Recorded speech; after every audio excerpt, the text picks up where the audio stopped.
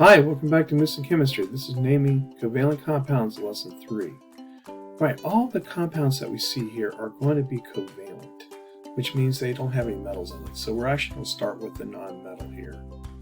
And let's look at NO2 to start with. Is the first element hydrogen? The answer is no, it is not.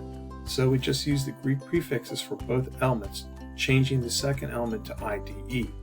It's important to remember that we don't use AO, AI, or OO as prefixes together, or mono in the first name. All right, so let's write this down. This would be simply nitrogen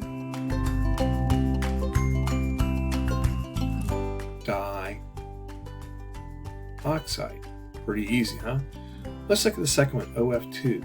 Is the first element hydrogen? No, it's not. So again, we use Greek prefixes for both elements, change the ending of the second element to IDE. So this is going to be oxygen, difluoride. That's pretty snarly. All right, let's look at N2O5. Is the first element hydrogen? No. Again, use Greek prefixes for both elements, change the ending of the second element to IDE. So this is going to be dinitrogen,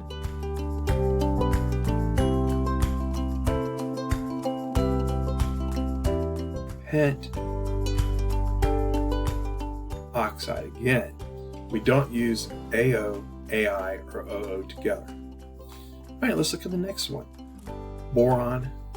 Is it an element boron hydrogen? Of course not. So we put no. So we use the Greek prefixes for both elements, change the ending of the second element to IDE.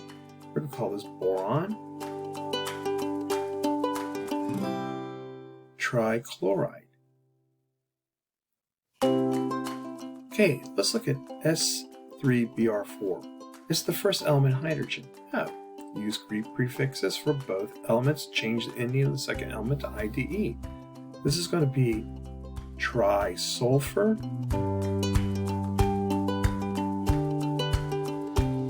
tetrabromide.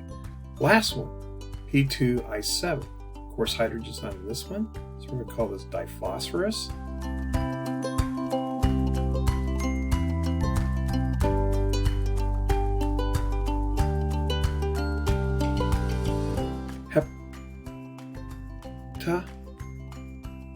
Iodide.